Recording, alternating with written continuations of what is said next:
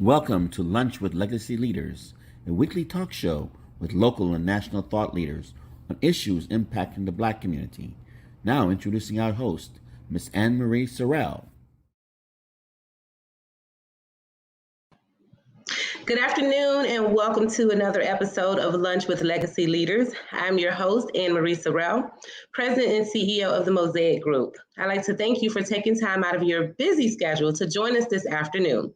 Before we get started, I'd like to thank our sponsors for making this broadcast possible. I'd like to thank Broward Health, AARP, the Solid Waste Authority of Palm Beach County, and the African American Black Alzheimer's Disease Initiative at the John P. Husband Institute for Human Genomics, University of Miami, Miller School of Medicine.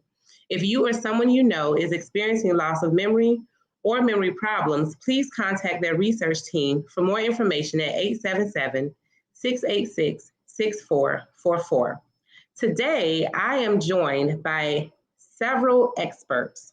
Dr. Yvonne Johnson, who's the Chief Medical Officer at Baptist South, Dr. Gail Biggs, Chief Nursing Officer at Jackson Health, and Dr. Todra Anderson-Rhodes, Chief Medical Officer at Memorial Hospital, Miramar. Thank you so much, ladies, for joining me this afternoon. Thanks for having us. Thank you. Thank you. So we have, in lieu of time, because we have so much to discuss, and I want to be able to hear from each of you, if you could just briefly tell us, our audience, what your specific roles and responsibilities are at your respective healthcare institutions. So we'll start with Dr. Johnson. Hi, good afternoon, and thank you for having us. I'm the Chief Medical Officer at South Miami Hospital. I touch pretty much all of the areas that involve the medical staff and patient safety. So I'm all over the hospital dealing with medical issues. Awesome, thank you. Dr. Anderson-Rhodes?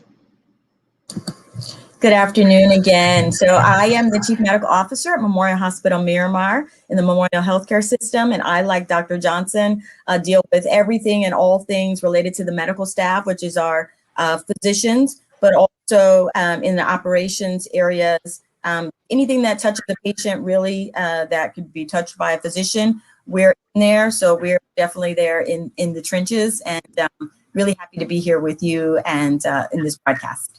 Awesome. Thank you so much for joining us. And Dr. Biggs.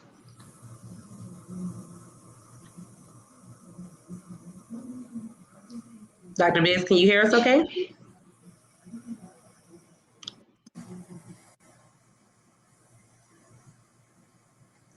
Okay, well, Dr. Biggs may be having some technical difficulties, so we will come back to Dr. Biggs. So today we are talking about, and I know everybody's wondering why so much is happening around COVID-19. So, our country appears to be on track to recovering from COVID with, the vaccines coming online late last year, earlier this year.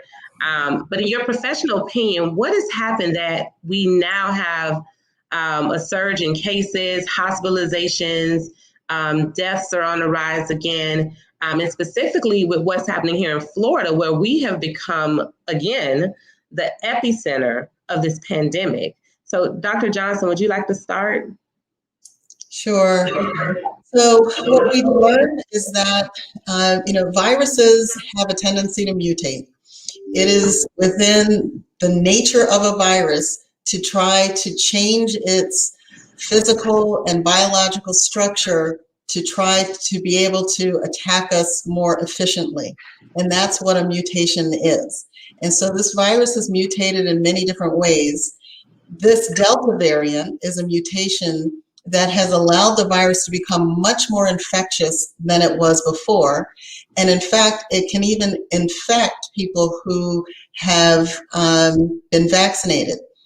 But what we know about the vaccination is that it prevents you from getting seriously ill and dying from this variant. So it's still really very important that we get vaccinated. The more that we get vaccinated as a community, the less the virus has the opportunity to make those mutations. It has to spread from person to person in order to be in an environment to mutate. So if as a community, we have a significant number of people who are vaccinated, we'll be able to slow that process of the virus mutating and becoming a more perfect virus to infect us. Now, before we go to Dr. Anderson-Rhodes, just to piggyback on your question, I'm just from a logical standpoint, if the virus mutates from person to person, do we have and because the Delta variant is also infecting those who have been vaccinated in high numbers as well, is there a possibility that there could be another type of mutation from that person to person with those who are also vaccinated? Well, we know that there are more than this mutation. So there are a variety of mutations that are out there, and some are more effective at infecting us than others. The Delta has been one that's been very efficient in being able to infect us. So we can reduce those mutations the more the people are vaccinated. So we just didn't have enough people vaccinated to prevent, the mutations. But the important thing is, despite the mutations, the vaccine is preventing death. So a lot of people are saying, well, why do I get vaccinated if people who who've been vaccinated are getting the virus? The reason is the people who are getting vaccinated aren't dying. And I think not dying is a really good reason to get vaccinated. Wow, thank you, Dr. Johnson. Dr. Anderson-Rhodes. Absolutely. I concur with everything that Dr. Johnson said. I would also add that in addition to us not really having enough people vaccinated, we also had those who then dropped their guard during that same time. So it set us up for an unfortunate perfect storm because we had gotten down to lower levels of infectivity and positivity rates at the end of May and during June, right when the summertime was coming along. People started going out more, congregating more because there was this false sense of security almost. And so you add the variant on top of that with people now coming back together into groups and sometimes crowded groups or concerts or outings. And it just led to this perfect storm. As Dr. Johnson mentioned, the Delta variant particularly is about 1,000 times we now know more infectious than what we've seen with the original coronavirus infection, or even some of the alpha variants and others that have we've seen. That's like the chickenpox. If everybody has heard stories of family is telling stories, one person gets and then everybody in the household gets it. That's what this type of mutation has now been able to do, even in areas where people may have been even a little bit further distanced. So when you add those things up, we now have what we have now. And also remember too, that some of the masking mandates did go away. And we unfortunately know that not everyone who was not wearing a mask, let's say in Publix or Winn-Dixie or any other chain, probably not all of them had been vaccinated either. And so that's why we as healthcare providers really try to stress that people be very cautious. We're optimistic at times, but really to be cautious and be mindful of your surroundings. And so I tell people all the time, when I go to Walmart or wherever I am, I look at people, if they get a little too close and I am fully vaccinated, I still request that they would stand back a little bit and give me some space. And so there's some things that, we can still do outside of vaccination, although I agree vaccination is the best way to stem this and also to stem future variants, but also just maintaining our physical distance, remembering to wash our hands like we were talking about before, and definitely wearing our masks, especially in public. Absolutely. Let me see if we can get Dr. Biggs on again. Let's see if we have her. Dr. Biggs, can you hear us? Dr. Biggs, can you hear us? I think she might be having some challenges hearing us. Muted. If you can hear us, unmute yourself. Okay, so maybe she's having some challenges, but we will hopefully get her in as soon as possible. So you talked about a lot of facts about this Delta variant. Wow, with it being like the common cold or chicken pox, is there even a way to really combat it other than getting vaccinated or wearing a mask? Or we just gotta just stay vigilant on those things? I think those are the best ways. We know that getting a vaccine is going to keep you alive. So that's a really important reason to get a vaccine. It's going to keep you out of the hospital and keep you alive. And then, to avoid even allowing the virus to continue to circulate among us, that's, why we need to continue to wear a mask. And I think Dr. Anderson-Rhodes could probably tell you that our businesses never shut down. Yes. We have been in business taking care of patients. We have invited COVID into our business, and we have not spread COVID around our hospitals because everybody in our hospitals wears a mask. So we know that this is a successful way of preventing the spread of disease, of this particular disease. We know, because we're still here operating 18 months later in businesses that actively invite COVID in. Absolutely. That is such a fantastic point that Dr. Johnson raises. I just have to say here. We have done so much in our healthcare systems, and I applaud all of the healthcare systems in South Florida for really working together. We've not seen this type of synergy and collaboration in any other time in my now almost 30-year career. So that has been outstanding. We share information and data and best practices. And what we know is exactly what she has said. The science is there that vaccination is the one way that we can most stem what's happening in our societies now as it relates to COVID-19. But wearing masks works. We hardly had a flu season this past year. Between wearing masks and also the physical distancing and the social distancing, we hardly saw the flu at all. And we do know that the flu can actually still kill. It's another one of those very potent viruses that can also mutate, which is why every year we should be getting our flu shots. And every year it's a different concoction of the types of materials that are in there, of the most prevalent kinds of flu from the season before. So we know that these mechanisms work. The science is there, and we're really hopeful that through programs like this one and advocacy groups that we'll really be able to see an uptick in the amount of persons in our communities who are getting vaccinated, and those who also follow the CDC guidelines of wearing masks, hand washing, practicing good personal hygiene, as well as cleaning surfaces around, especially if you're having to go back to work and those types of things. And again, practicing that social distancing. Absolutely. Now, Florida now has other variants on the rise. There's Lambda, there's the new Colombian variant, and others. I typically like to watch what happens in the foreign and European markets because I know we saw Delta variant devastate India, for example, before it had even made an impact here in the US.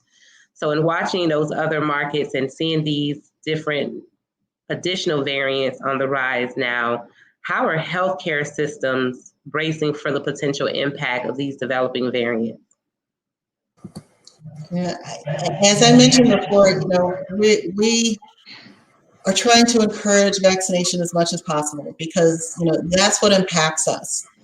It may not, our current vaccines may not protect from infection from all of these different variants, as we're finding that there are a small number of people who have been vaccinated who have what we call a breakthrough infection, and they find that they're having congestion or sore throat, and they go and get tested and they test positive. But what impacts us is if you get sick enough to have to come to the hospital. And so vaccines keep you from getting that sick. And right now we are being overwhelmed again. Last July, we went through, this same thing. I feel like I'm in that movie, Groundhog Day. You just keep living the same time over and over. In July, I looked back because I give a report every day. So July the 5th, I had 8 patients with COVID in my hospital.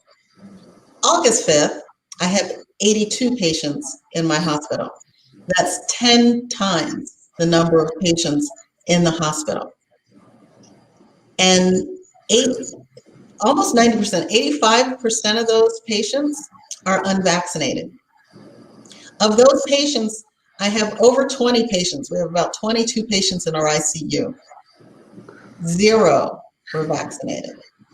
0. So the people who are at most risk of dying are completely preventable illnesses because they could have been vaccinated, and we don't have people who were vaccinated in our ICUs.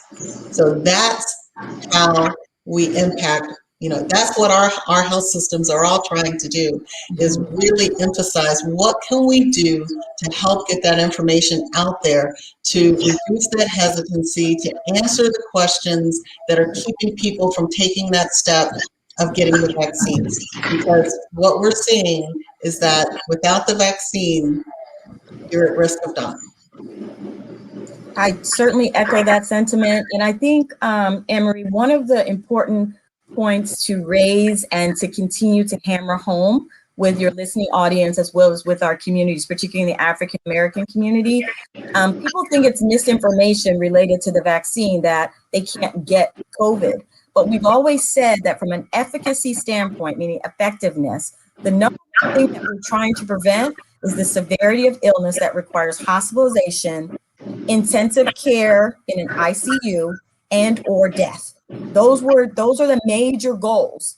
Although we would love that it would be 100% that none of us would get it, that's never what we've said. And so it's really important that we carry the right message, that we're trying to minimize the severity of illness, particularly in the African-American community and communities of color, where we have been disproportionately affected with the severity, as well as just general numbers, but also with the severity of the illness. So it's really important for you and others to really hammer home that message. We're trying to prevent people from dying and from having to come to the hospital, because with coming to the hospital, there's so many other things that can then happen once you're in the hospital that really have nothing to do with COVID in and of itself, just the nature of being in a hospital. And so that's an important message for us to carry. So like Dr. Johnson and the Baptist Healthcare System, we at Memorial are encouraging vaccination. We need more people who look like us as well, to say it's okay, we should be doing it, whether it's in our churches, our other places of faith, clubs, our community organizations. We all need to be encouraging people, particularly our communities, to be vaccinated. It is safe, the science is there. And just like Dr. Johnson here in our healthcare system, over 92% of our hospitalized patients are unvaccinated. That's a staggering, astounding number. And similar to what they're seeing, because we shared a CMO's call and we all had an emergency call yesterday, this is around the state of Florida, that largely this is a surge, what we've called the surge of the unvaccinated. And certainly those who are dying are unvaccinated. So we really want to make sure that people understand that, so that there's not regret later. We know that, that's a term that we've now heard about, vaccine regret. And it is rampant right now because people get really, really ill, particularly people who thought they couldn't get ill. We're seeing it also in younger patient populations. More than half, I think the number today is almost 60% are in the 30s to 50s range. So it's not the same that we saw last year, where it was mostly in the elderly, because a lot of our elderly patient populations have gotten vaccinated, thankfully. Wow, that is very staggering. And, you hear it on the news, but to hear it here firsthand from you ladies that are on the front line in the trenches just makes it so much more real in our community. And thank you, because that takes us into the confusion about the misinformation and people getting the facts. And we had a comment as well from our audience. And if anyone is listening that wishes to ask a question, please leave your question in the comments and we'll definitely try to get to all of them. How do you handle the conflicting messages between healthcare professionals and the governor with the public at large? Yeah, I think that people need to understand that, if you have abdominal pain or you have chest pain or, you come down with a fever, you don't call your mayor, you don't call your city councilman, you don't call the governor, you call your doctor. So when you're talking about health issues, you should be listening to your doctor. The public officials, they have other issues that they're considering. They have political issues. They have other ends that they are talking about.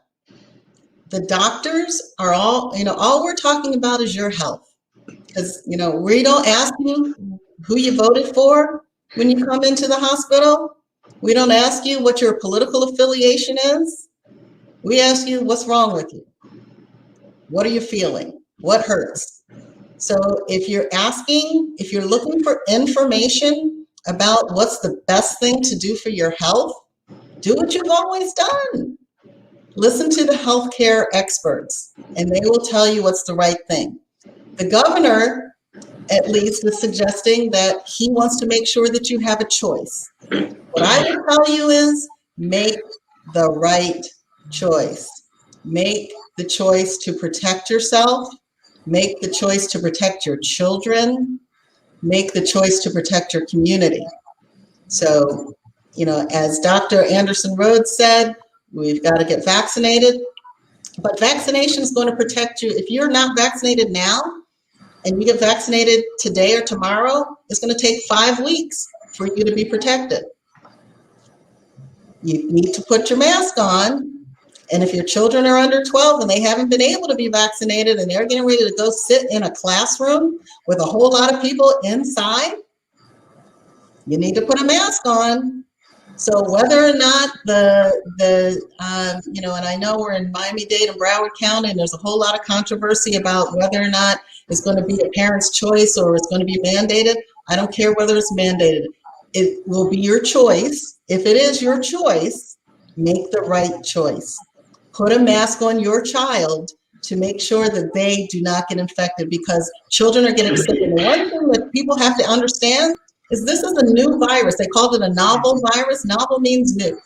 We are learning every day about it. It's changing. We're learning.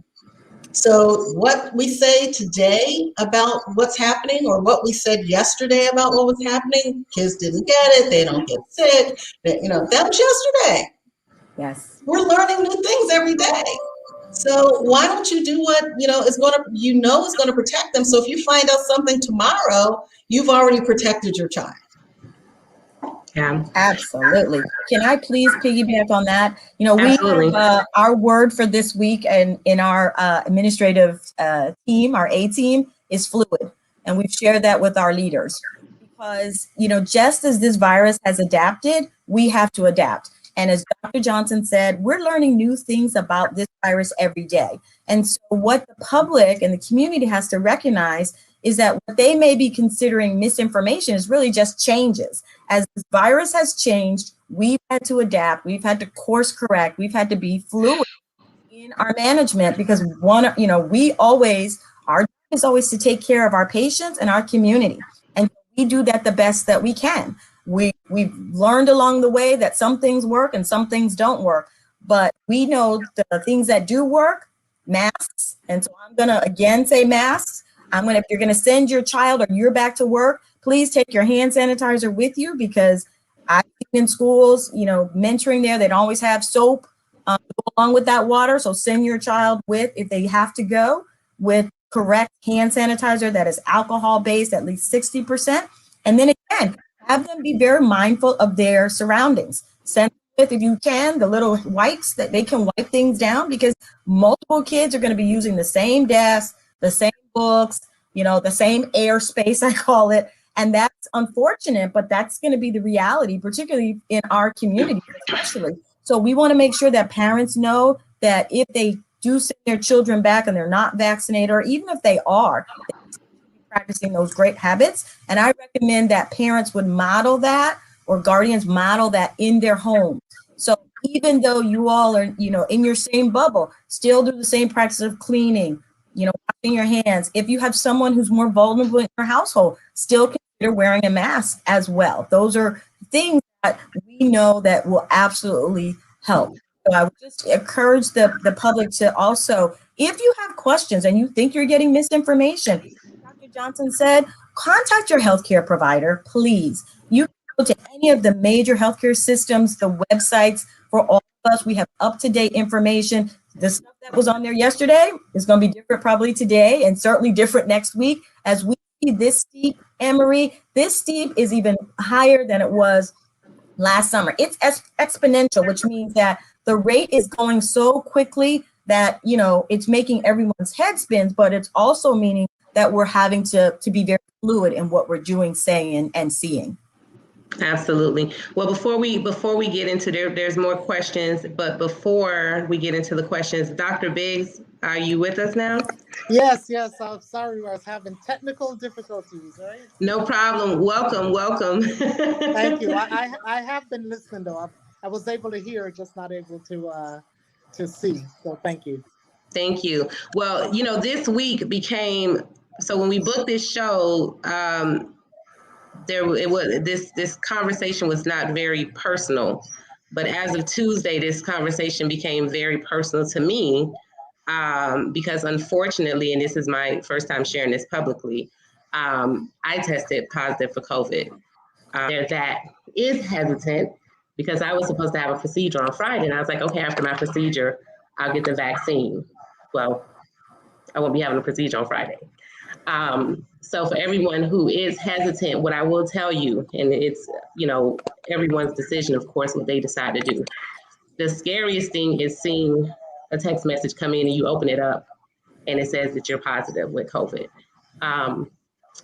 Emotionally, mentally, it has been a lot, so to speak. So, and I'm very careful, and I'm sure there's a lot of people out there that are super, super careful.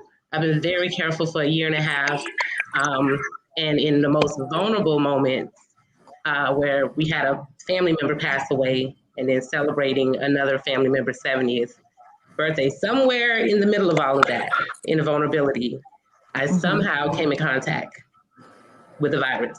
So thank God I'm doing okay so far overall. There's definitely some challenges, but I would just say to everyone out there, protect yourself, even in the most vulnerable moments, because I got caught up in the vulnerable moments. You never know. And the hardest thing is the unknown. Every day, there's an unknown. So with that being said, I just wanted to share that it's my own little personal testimony, because when we talk about the hesitation and the refusal that we see, particularly in the Black community, what else can we do to get people to mask up, protect themselves, get vaccinated? I mean, I think that, we've had a couple of shows where we've talked about this with other health professionals. Have you seen a surge in the numbers since as far as vaccination numbers since this new wave? Have you seen an increase?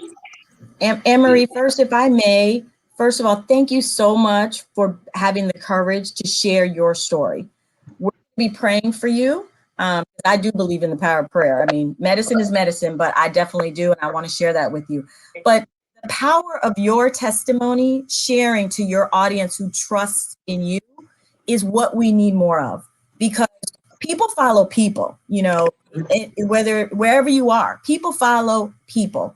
And it's our people who need to see and hear your story, or the story of one of my recent patients who shared, and it went national, Ms. Cobb, because they're like you, they're like us, and people trust what you're saying, and you're sharing your story of you were hesitant, you were in a family situation, celebrating, a homegoing and then a birthday, and this is really how it happens. And because this variant is so contagious and much more powerful than before, it's so much easier, and people are sharing, having these similar stories. So I would say we do need to have more people sharing you, And for those who are courageous enough to do so, it's important because, again, people follow people. So I just want to applaud you for doing that. I also wanted to just share before I forgot, because I might have a moment, is for those who do contract COVID, there are resources that are available. We don't know about them as much in our communities of color, but I urge you to speak to your healthcare provider, find out if you might be a candidate for monoclonal antibody therapy. It's offered everywhere, but we do know that there's data to show that it works for those who have mild to moderate symptoms who might be at risk for more severe illness.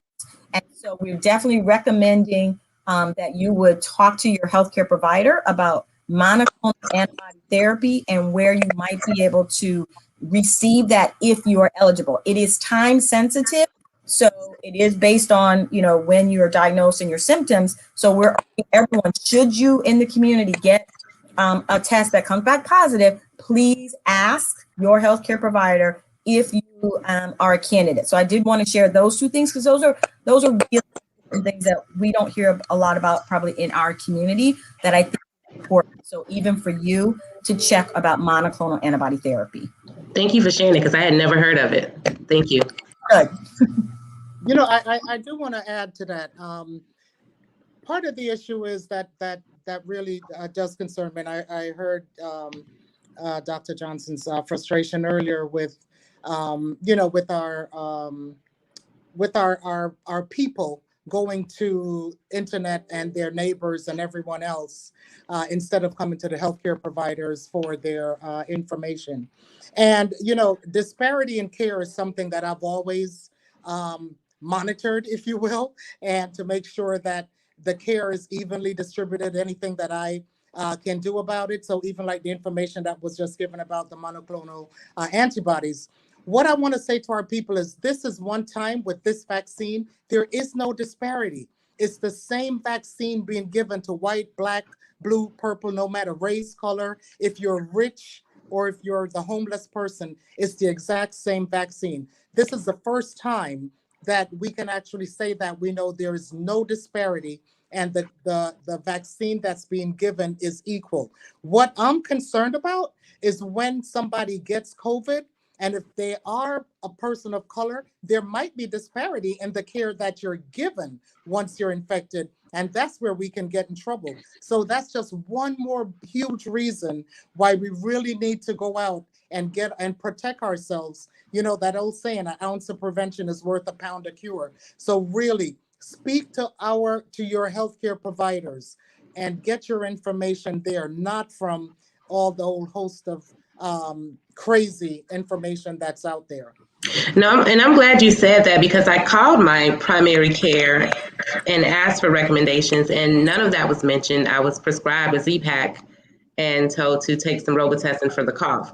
So that is and if we don't know, we don't know, because I would have never known to ask for that, which I'm going to ask you to put in the private chat so I can drop it in the comments as well for people to know what it is.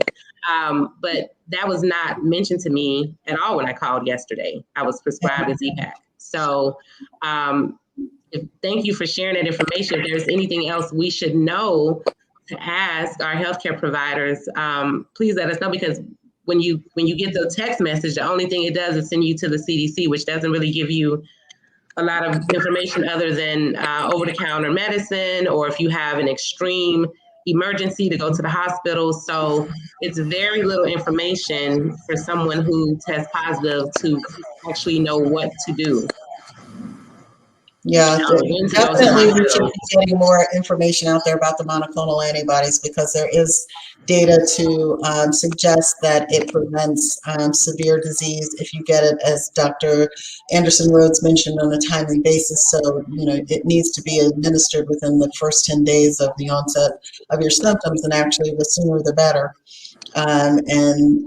There are a number of facilities that are available for that, although I will have to say it's not easy. It is posing a challenge to many of our health systems and our communities to provide monoclonal antibodies on a timely basis because it is an infusion. It's an IV medicine. But I think it is a worthwhile thing to pursue. So I would definitely talk with your doctor about it, whether you are a candidate for that, or you can call us after. We'll talk to you about it. Absolutely. Now let me. And I would also. But I would. Sorry, I wanted to piggyback on something that that Carol Biggs was saying about our own community and the hesitancy. And I know one of the big things that always, I hear people throwing out there is, the idea of distrust of the system because of Tuskegee and other experiments that African Americans were involved in without our consent. And, the idea of Tuskegee was that there were a group of men who were either known to have or given exposure to syphilis, and they were just observed to see, well, what happens to people when they have syphilis and it doesn't get treated. And then when really definitive treatment came out in the middle of this experiment, being penicillin, they were denied the penicillin because they wanted to keep on seeing, so what happens to these people if we don't give them treatment? And so what really pains me is the irony that we're using that study that denied us treatment, denied our men treatment, to justify why we're going to deny ourselves the treatment today. I feel like we're using that study to continue the legacy of that study, which was to deny us treatment. And exactly what Dr. Biggs said is true. We know that the same vaccine that's being offered in our communities is the same vaccine that I can tell you, the people, when this first came out, my phone was blowing up with people who were white and well-educated and, in the know to find out how can they get it. So the same vaccine that people were clamoring for is the one that's being offered to everybody, including us. And, we should not use Tuskegee as the rationale for not getting this vaccine, because we're only continuing that legacy of denial. Absolutely. Dr. Anderson-Rhodes, you were going to add something? Well, that was so well said. I just want to drop the mic right there. that was so well said, because it's true. We are denying ourselves. The thought that there are people around the world, and especially people of color, who can't get it, are clamoring for this that we know works. And there's days when across our country we're discarding vaccine. It's shameful. It really is. It's like we've been provided a scientific way, something that works. And so for us to deny it, it's mind-boggling to many of us. And so I'm hopeful and prayerful that more shows like this and advocates who can get out there will really be able to share exactly what Dr. Johnson said. Let's not deny ourselves. We've been denied for so long. We want to break that cycle. We don't want to accept that, particularly in medicine. Now, this is a question, and there may be other parents out there that have a similar question. This is a parent who has a child that has severe allergies and is immune compromised.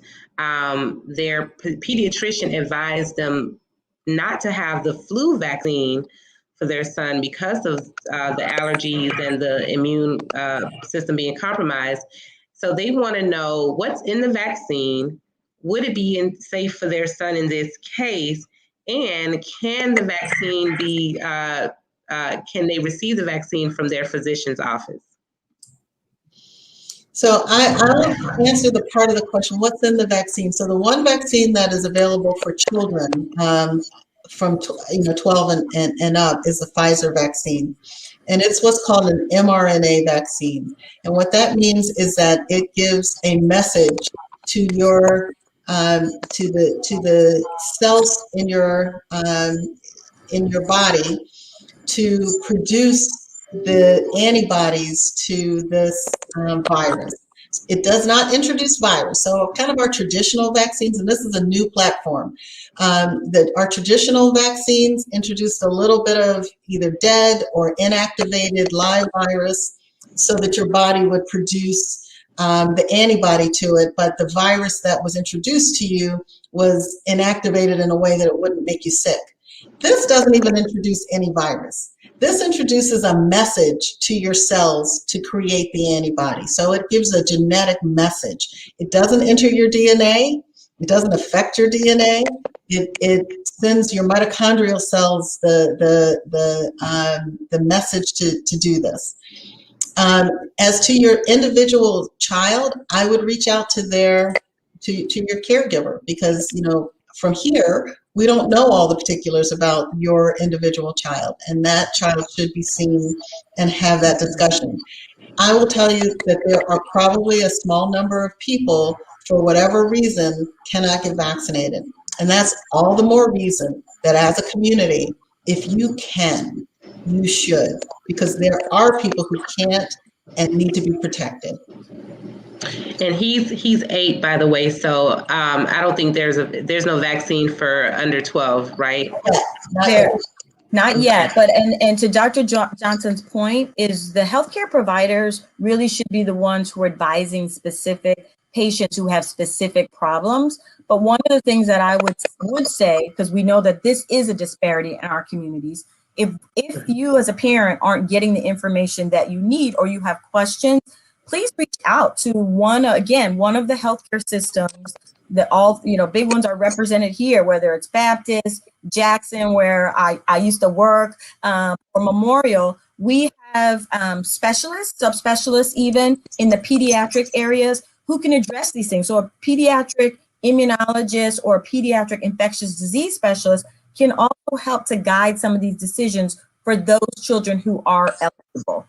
We do unfortunately have some, as Dr. Johnson mentioned, patients who are unable to receive the vaccines, and that is unfortunate, but it is for their safety. But we've also found, since the studies are now ongoing and we have some of the data, that some of the groups that were previously asked not to get vaccinated are now in those groups that now can and should get vaccinated. So one group being pregnant patients, and I'm an OBGYN by training. Initially, people said, no, they shouldn't get vaccinated. Then it was the college said, well, maybe, and just offer it. But just last week, the college said, absolutely, pregnant women should get the COVID vaccine. So those are the types of rapid changes that we're seeing over the course of learning about this disease. There are also some in the immunocompromised realm that are now actually able to get vaccinated, but under the care of their physician, because you want to monitor certain things a little bit more closely in patients. So we also offer those types of sort of consultative services at all of the major facilities here in South Florida. So we're really, really excited, again, to be able to collaborate with our sister and brother healthcare facilities. Awesome. Well, thank you. The person with the question said, thank you. They almost lost their son to COVID, and he's just 8. So thank you for that information. Now, if I may, can I comment on that? Because I think that's a point. I want to thank that listener for sharing that. We are seeing, as I mentioned earlier, younger and younger patients, but even in the pediatric population, in our children's hospitals and our pediatric units, we are seeing otherwise healthy kids now sick enough to be admitted to the hospital. That is different than what we saw last summer. And it gives you that sense that this variant is for real, it's serious, and we all need to take care. Also, because kids, some kids can transmit it silently, right? They're super spreaders, but then you have these buckets of kids who are really rapidly getting sick. And we're going to learn more as this continues, because we're now just seeing this probably here in South Florida in the last 1 to 3 weeks, I would say, where we've had this rapid escalation in children. So really, really scary, but we want to make sure that everybody knows that we're here for our pediatric patients as well. But again, wearing the mask when they can, we can't say it enough, right, Dr. Johnson? Hand washing and really trying to get back to our bubbles and really trying to practice that physical distancing is so important, because they obviously less than 12 are not eligible yet for vaccinations. Wow. Now, this one is a question from our audience. The rumors about the vaccine and its impact on fertility or pregnancy, and I will admit, since I'm being so transparent today, that was one of my hesitations, was the whole fertility rumor. And for those of us who, women who have some fertility challenges and are looking to get pregnant within the next short period of time, whatever period of time that is. Um, how does the vaccine impact, if at all, women who may have fertility challenges or who don't want to develop any fertility challenges because they're trying to get pregnant, or those who are already pregnant? So I would say, related to pregnancy, and I shared that earlier, we don't have any literature data currently to suggest that it affects someone who's already pregnant. But we know that if you're pregnant and you get COVID, you can certainly have a horrible, horrible outcome. And early on, we weren't seeing as much of the devastation in pregnant women who had COVID, but that's a completely different picture from what it is today. We are unfortunately seeing really sick, pregnant women who have contracted COVID. And again, as Dr. Johnson and Dr. Biggs have said, it's largely preventable. And so it's very sad for us to take care of those patients, some of whom lose their children in the process, their unborn children in the process, and some of them who lose their lives. So I just want us to put it in context, because getting COVID can give people the same things that they're so fearful about, but can also end their lives. And so we have to think about the choices that we're making. I think Dr. Johnson said it so well earlier. If you contract COVID and you get it severe enough, to be in our hospital, to be in our intensive care unit, to be on a ventilator, think about that. You're like the 100%, where there's a bad outcome, so you have to think about that. The chances, or what we know of the science right now, are very small in terms of the fertility issues. I never say never, right? Because we also have a body of the population, that 30% plus have unknown reasons why they're infertile in the first place. So how it's going to impact, we're not going to know. We're not going to know right away. It's an odds game, and you're playing with your life. Should you get COVID and get it severe enough? And I think that's what I would want to make sure that people understand. And I'm not trying to be, crass or insensitive about it, but that's just the reality of my world and Dr. Biggs and Dr. Johnson in terms of what we're seeing. So we want to be really honest about that. I do think too that patients need to have these real honest conversations with their healthcare providers. And if you're with a healthcare provider that's not culturally sensitive or competent to answer your questions like what we're talking about today, and talk about the risks and the benefits and the pros and the cons, and really talk about real life, what we're seeing, which is death as the ultimate end, then you might need to think about getting a different physician, going to a different healthcare provider, one who is culturally competent and culturally sensitive. And that cultural sensitivity is not a color issue. That's a, do you see me and what my issues are? Are you addressing what I'm concerned about and my needs? That may mean we get to a decision that isn't what we want, but at least we've had that conversation. We can begin the conversation so that people are educated and can make real live choices that matter. Yeah, Absolutely. I'll just add regarding that. Here, there were a lot of hesitancy around our young staff members, and a few of the OBGYN, neonatologists, and all the specialists actually did a lunch and learn, if you will, for the staff, and they did address that, and they looked at the studies that show some of the women who were in the studies to develop this vaccine has since become pregnant and have had babies, and they've had no issues. So they looked to that and said, well, so far there's been no issues with women who have had the vaccine and have had healthy babies and healthy pregnancies. However, we have had issues with women who have become pregnant, unvaccinated, and unfortunately, they themselves had died, or they have lost the baby. The baby was born stillborn. So, I mean, again, everything is risk benefit and weighing, and speaking again to your culturally competent healthcare provider about your personal needs. Absolutely. Yeah, Dr. so Johnson? something that both doctors spoke to, that, talking about, weighing the risks and benefits. And, in the beginning of this, I absolutely understood how certain young people came to a different conclusion about getting the vaccine versus older people. Like, I had no question. I got vaccinated the very first day that I could possibly have been vaccinated. I'm 62 years old, and, I knew what my risks were. I wasn't not having any more children, and, so there was no thought. There was no, I didn't have to think this long and hard. But I understood how young people, because they were looking and saying, well, most of us, if we get the virus, we're going to do okay. Yeah. And I don't know what the long-term effects of the vaccine are. But one of the things that I had to remind people is, you don't know what the long-term effects of COVID are either. So yeah, you might know that you're going to survive it, or you might think, and trust me, that calculus has changed now. Because with the Delta variant, as we have mentioned, we have people in our hospitals in their 20s, 30s, 40s. I have, 25% of the people in my ICU are 45 and under right now.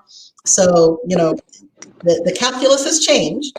But even if you, want to think the chances are you're going to survive it, as you're weighing that, you need to consider that you don't know what the long-term side effect. And, we mentioned chickenpox. So, now we give our kids, without even thinking about it, a vaccine so that they don't get chickenpox. But those of us who did get chickenpox are now looking for the vaccine to prevent shingles. Because, 30, 40, 50 years after you had chickenpox, you get this really painful, horrible rash that can have, side effects beyond just the rash, have complications beyond just the painful rash. But anybody who's had shingles would tell you they would have, definitely taken anything to, avoid that pain. And that is a consequence of having had chickenpox, which wasn't even that, severe of a viral infection in the first place. So, you don't know what are the consequences in the long term of getting COVID. So as you're weighing what you don't know, make sure you include all the things that you don't know.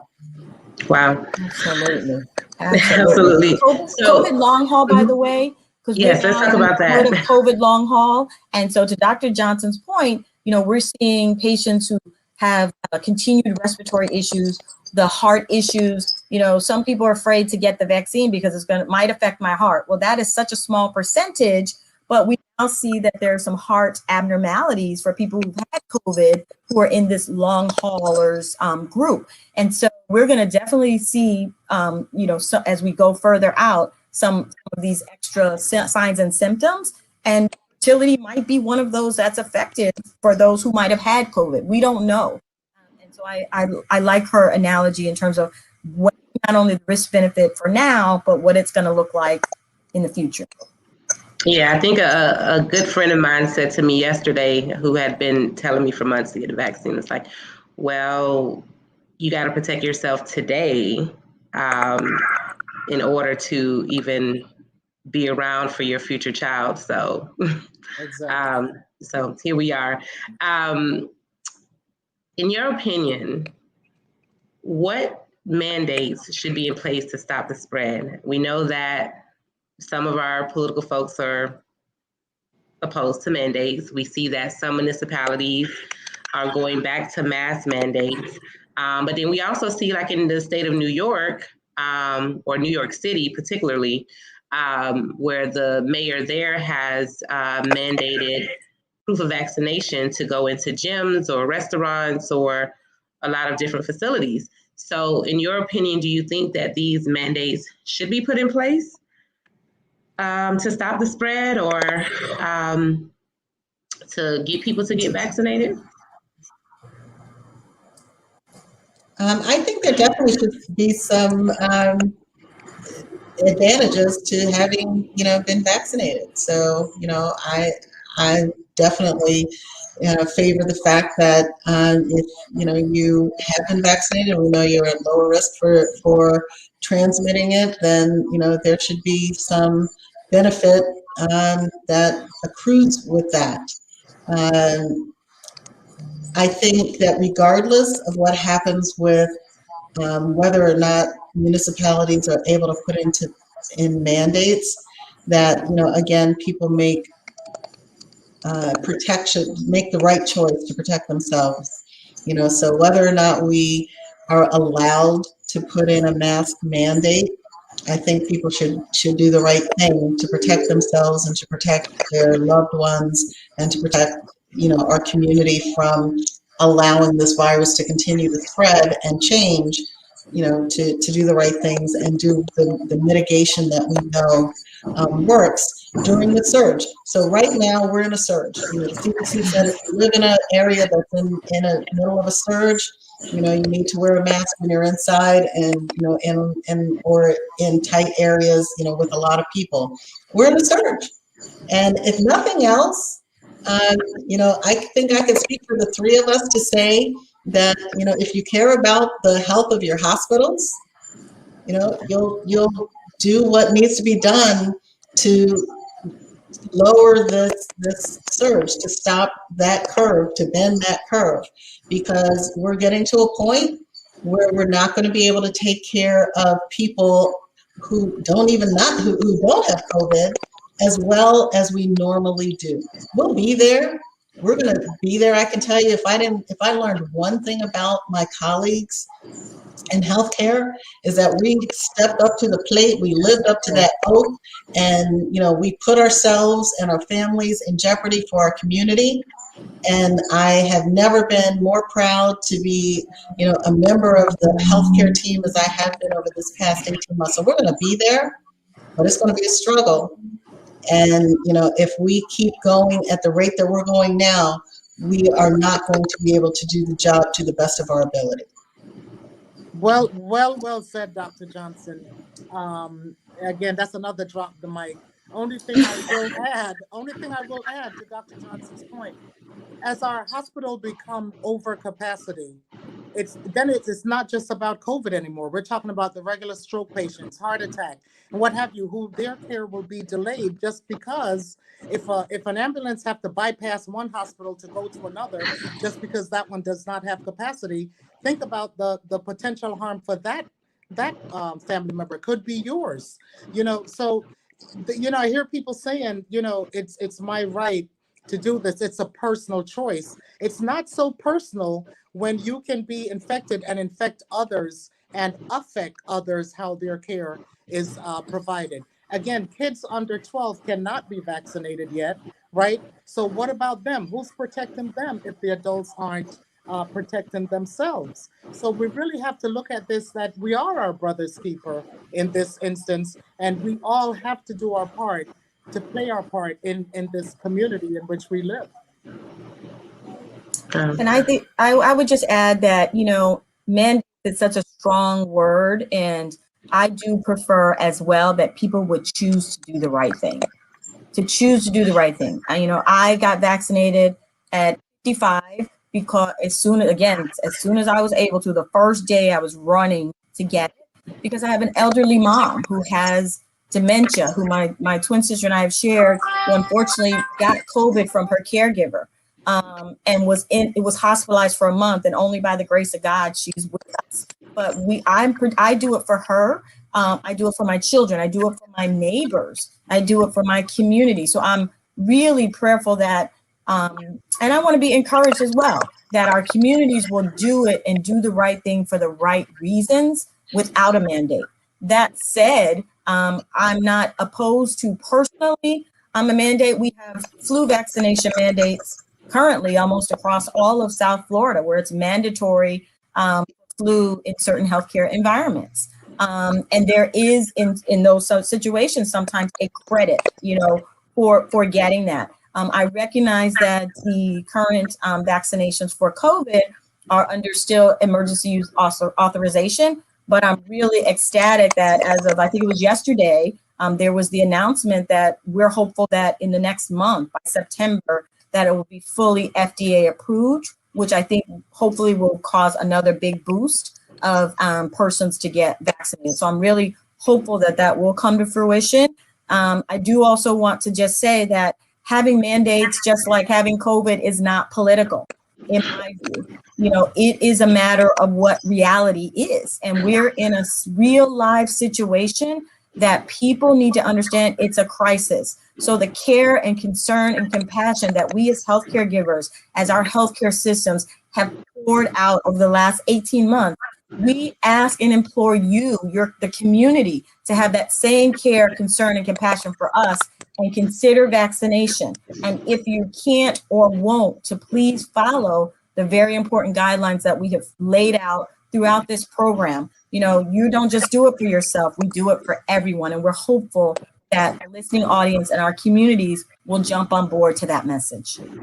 Absolutely. Well, thank you so much. I just want to show this for a little lighter comment.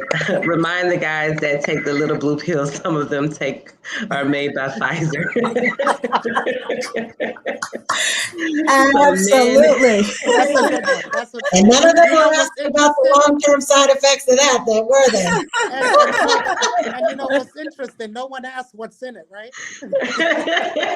Nobody Just give it asked to what's in me. the blue pill. Love it. Well, ladies, this has been an amazing session. Thank you so much for all of the knowledge that you have imparted on us, myself personally, as well as everyone who is listening. We have a lot of great comments. A lot of people really tuned in and appreciate the information that you've shared. You know, just on another last note, is, you know, how your individual organizations and just getting information, where should people go for information or to get in touch with you or your organization? Well, definitely you can go to the Jackson Health System website. We have a lot of information and videos there, different, you know, videos that we have done over the last 18 months, as well as there is contact information that you can contact us.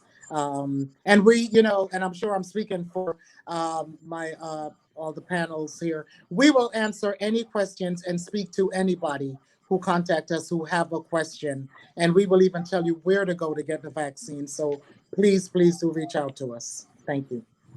I concur. So Memorial Healthcare System, MHS.net, has on our website or internet page, plethora of information, as well as the contact information, which I think is so important.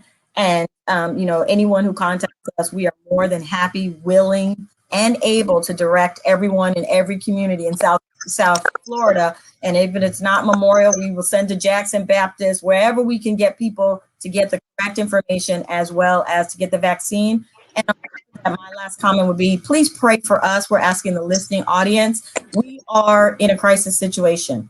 We are definitely in a surge. We are stretched. And we're going to continue to do what we've always done, all three health systems. I am sure of that, but we do ask for the community to please keep us in your prayers. Absolutely. Dr. Johnson?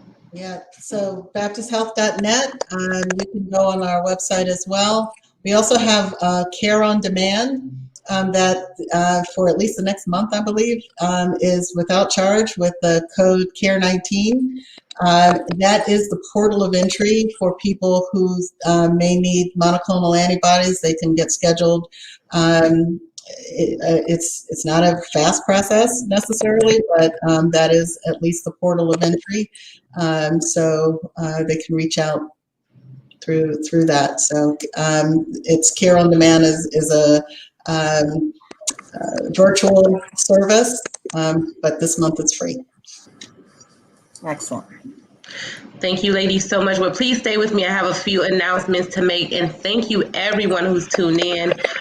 Let's continue to be vigilant. Thank you for your warm regards and your thoughts and prayers for me. I will be staying strong and battling through this COVID. So continue to keep me in your prayers, and I thank you all for all your warm comments and prayers for me. We have a few announcements. And I want to thank our sponsors again, Broward Health, AARP, the Solid Waste Authority of Palm Beach County, the African American Black Alzheimer's Disease Initiative at the John P. Husband Institute for Human Genomics, University of Miami School of Medicine. Please be sure to check out our current issue of Top Educators of South Florida and save the date. August 22nd, we will be releasing our 40 under 40 issue with our Black leaders of today and tomorrow. It'll be available in the Miami Herald and the Sun Sentinel, as well as on miamediagrp.com. And be sure to remember to tune into our show Soul, hosted by Nikki Jellin, every Wednesday evening at 7 p.m. as we disseminate intellectual entertainment on fashion, arts and culture, relationships, mental health, and food in South Florida. Be sure, as always, to please share this video, because especially today where we have so much great information, please share across your networks, and save the date and mark your calendar. And we'll see you back here next Thursday at noon. Thank you. Okay, bye. Thank you.